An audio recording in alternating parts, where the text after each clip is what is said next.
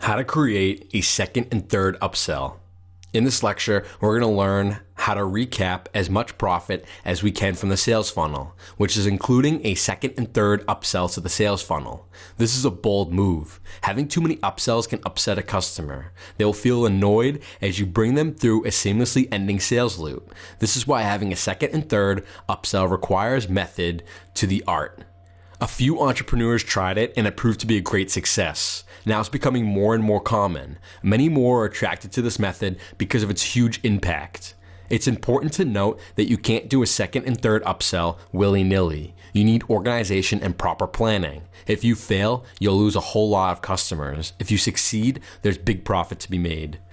What is the second and third upsell? They're exactly what their name implies. The second upsell comes directly after the first upsell, while the third upsell is directly after the second one. The second upsell is, of course, of more value than the first, and the third upsell is the higher value of the second. The price for each product increases according to the levels. The purpose of having the first upsell is for the customer to buy a higher priced product in the first place. Having the second and third is exactly the same concept, but taking that method a little bit further. The inclusion of a second and third upsell is in the sales funnel is an act of stretching it to get as much profit as we can. Applying the same concept from the original upsell, the second and third upsell should be congruent with all of the products in the sales funnel, and most importantly, the front-end product. Without congruency, the sales funnel would throw the customer off. However, it is important to note here that what you're selling in the second and third upsell are additional tools that can provide them with great boost for their first product. They are not in any way missing parts of the product itself. Do not take something out of the main product that is a necessity, so that you can sell it later for a higher price. It is very unethical for a vendor to sell the product with missing parts. Your credibility will be affected, and so will your sales. So what should the second and third upsell be then, if they were not missing parts from your front-end product? First thing, that they should be congruent with the front-end product, but that alone is not enough to convince someone to purchase them. You as the vendor should find out what the customer needs after purchasing your front-end product. You as the vendor have to forecast a problem that the customer would encounter when using your product. Perhaps if the product is about creating a website, your upsell can be tools or software that they can use to create the website graphics. There are always things that the customers need after they've purchased the product. To know what they are, it's up to you. You have to do a little bit of research yourself, and for this, you have to depend on your skills and knowledge as an entrepreneur. However, that is the only basis of coming up with an upsell. You also need to add in bonuses to be included in the upsell. This is because you need to increase the value of the upsell deal, and it is more important to do it in the second and third upsell, where your value needs to be really high. Why do we need a second and third upsell? Isn't one upsell enough for a sales funnel? How many more should there be? Technically, one upsell is enough for your sales funnel if you're not aiming for a big profit. It's enough to complete a sales funnel if you want to complete it for the sake of completing it. But you can still profit from one upsell, of course. However, let's not forget that entrepreneurship is about pushing yourself to the limit and see how much profit you can reap. There is no reason to settle for mediocrity. There is no reason for you to pass on an opportunity like this. One of the reasons why a second and third upsell can sell is because of the buying trance. When a customer makes a purchase, they'll be in a buying trance, where it's easier for them to make more purchases than one. It's like when a person is in a mood for shopping in a shopping mall. By having multiple upsells, we're capitalizing on that emotion. It might seem unethical that I encourage you to take advantage of the buyer's vulnerable emotional state. However, the buying habit has changed nowadays. There was a time when people would have made a long and serious consideration before making a purchase, a product, especially in the internet. Nowadays, people purchase rather on a whim. This is because of the reliable refund policy that vendors have. These refund policies are like a safety net, and they are one of the biggest factors to why customers make a purchase in the first place. If they're not happy with the product, then they can just ask for their money back. The customer knows that they've got nothing to lose. But as the vendor, you want to avoid requests for a refund, so you need to offer them nothing but the best product. Now, before we derail even further, having a second and third upsell is pushing it to an extent. The key here is to know when to stop. Having a third upsell is enough. You can go ahead and push further for a fourth and fifth upsell, but they will not sell. Don't bring in the customer into the sales loop that goes on and on. It will upset them and your credibility as a product vendor will be tainted. Also, as mentioned, the second and third upsell are not missing parts from the original product, but instead a boost or extra tool to help. If you're selling a self-help product, for example, an ebook, it's very unlikely that one product will be sufficient. They would need extra tools too. Perhaps you can include an audio version of the book or the video version with slides. So an upsell is more than just an add-on. It's also a helping hand. The customers would really appreciate that gesture. Price and value of the second and third upsell. The price for the second and third upsells should be lower than $200. It shouldn't go any higher than that. The vendor has the freedom to set the price, so it's up to you. However, being lower than $200 is just a principle that you don't have to follow. But principles exist in general because they work. This price is chosen after years of experience and experimentation. It's safer to just stick with it. The price for each upsell should increase in each level. The upsell that comes after another upsell should be higher. So it is recommended for you to increase the price accordingly, but don't go over the $200 mark.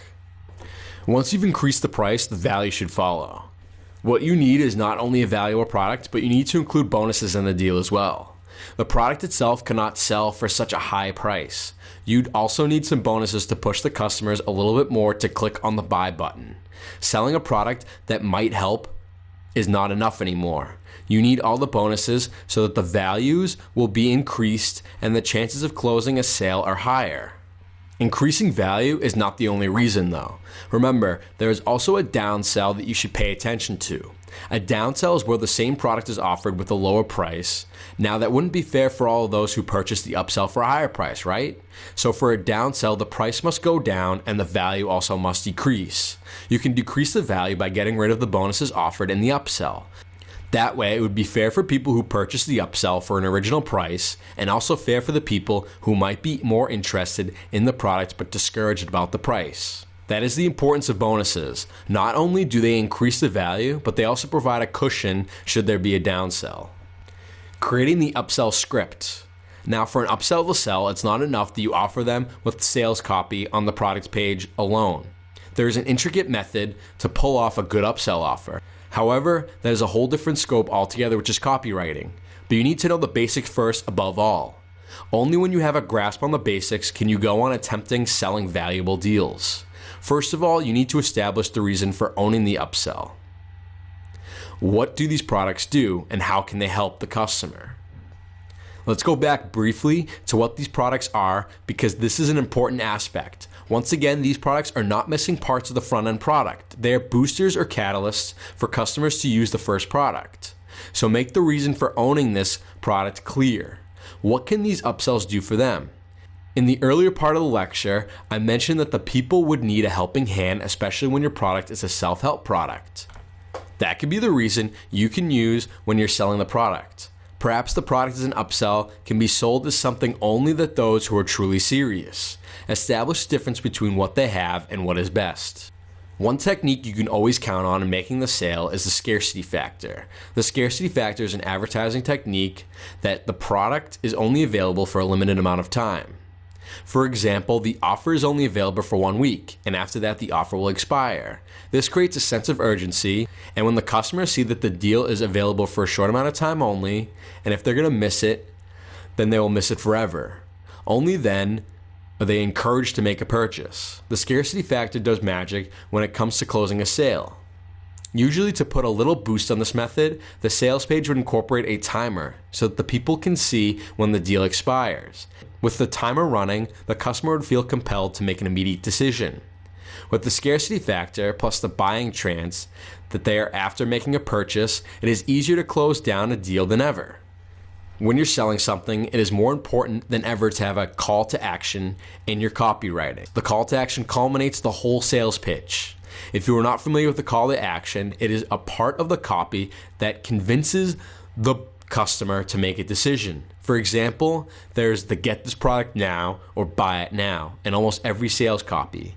The whole copy should be formed to a point that the call to action because the CTA is the final step in securing the sale.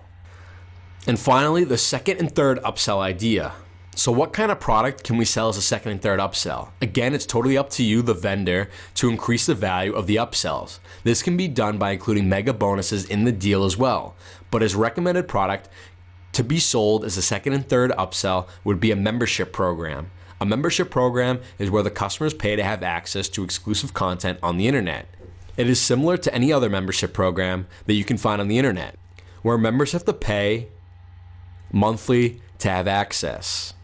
Now, there are many advantages to selling a membership program. For one, it's a big ticket product and it costs a lot because it's exclusive. This means the access can be sold at a very high price. Secondly, a membership site can provide a passive yet steady income as each of its members have to pay monthly. It means that you'll be paid each month. All you have to do is just provide the content and have them ready every single month. Here's a little trick. You can get the content from PLR products. These are white label content that you can repackage and sell as your own. You can purchase these contents and repackage them to make monthly content. You can sell it for a much higher price than any other medium of content. In the next lecture, you'll learn about setting up a back-end offering.